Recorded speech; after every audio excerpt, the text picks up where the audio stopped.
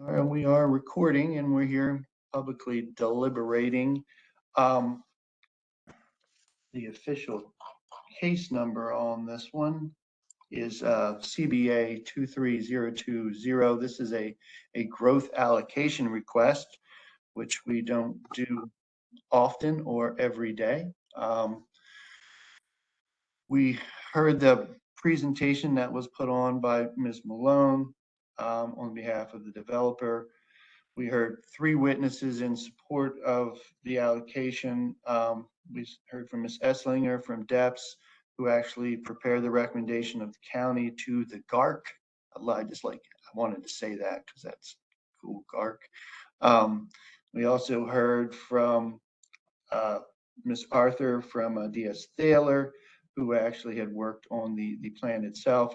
And then we heard testimony from developers representative Connor Gilligan, which was very informative, letting us know about the relationship between the remaining part of the golf course and the proposed development. We've been instructed that we evaluate this plan in conjunction with BCC 32-3-511 and also COMAR 27-0.01.02.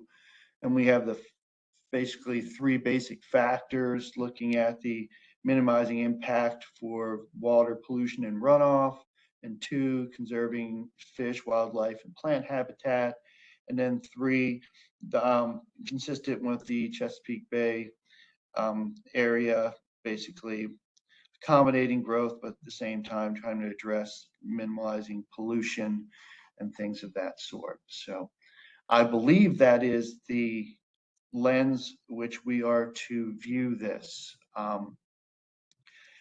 For 1 and 2, it seems that that's overlapping evidence. We did hear significant testimony from all witnesses concerning what they're doing to stop erosion and runoff, the buffers, the protective easements, the setbacks, what they plantings that they propose to do on the shoreline. We also heard, I think it was Ms. Dobkin made some interesting questions inquiring about how they were going to control what the golf course was doing as to their runoff and how they treat the greens and things, and what control they would have over that, since in fact it was a different entity.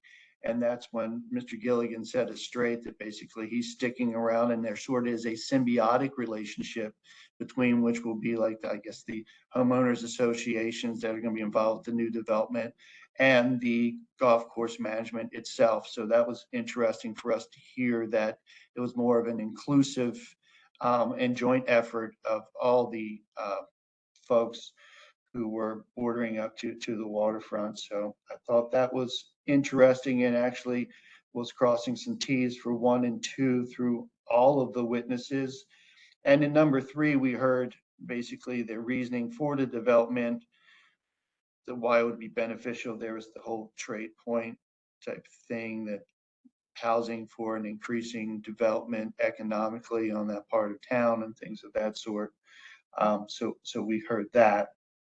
And just while we're talking about it, of course, we're talking about a golf course that now we've taken a portion of the holes, and for economic reasons that we heard that they had sold the property for it to be developed so they could continue on the actual use of the golf course itself.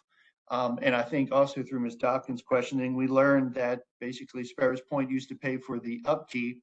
And then when that no longer happened, there was a series of years where things were sort of in disrepair, because then the golf club itself had to pay for those things. And it was economically a good idea to try to subdivide some of this property. So that's the evidence I heard from, in a nutshell, from the three, looking at the factors that are there. I'll just go around and see who wants to comment on what. Ms. Dobkin, you want to start, and your thought on the three factors and the witnesses that we heard from? Thank you, Mr. Beld. I concur with your analysis. I think that the proposal ticks all the boxes for reaching the goals of the critical area program, and that we should approve the growth allocation request and send it on to the critical area commission. It seems to me that this is a very positive development from many points of view, not the least of which is that it does have environmental benefits that are otherwise sorely lacking at this site. Yeah, that was another issue. There's going to be stormwater management that did not exist before. So that's an added plus. Yes. So without belaboring the point, I'm on board with this. Mr. Evans, sir. I'm on board with this. I don't really, there's nothing I can say. I'm usually overly loquacious, but I have no comments in addition to what you and Ms. Stopkin have said. So I'm on board with it. And I think from the procedural, I don't know, overview that was provided by Ms. Malone, it's like we're not the final stamp. We're just another intermediary stamp that gets sent on again for further review from folks before a final decision is made. So, but I believe the presentation that was made by the three witnesses was pretty comprehensive and informative to us. And thanks to Ms. Malone also for providing us with a very useful summary and memorandum so that we could apply those factors to the statutory requirements. That was very helpful since this isn't something that comes before this board on a regular basis. Right. I found Ms. Malone's memo to be quite good. I was impressed with it, and it was useful. Very useful, yes. All right.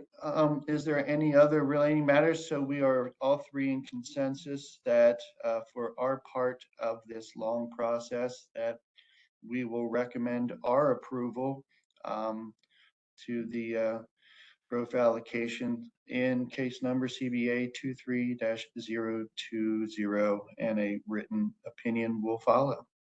What sort of written opinion are we being called upon to provide here? I believe we do a recommendation, I guess, which would be encompassing basically our analysis of 32-3-511 C, I believe.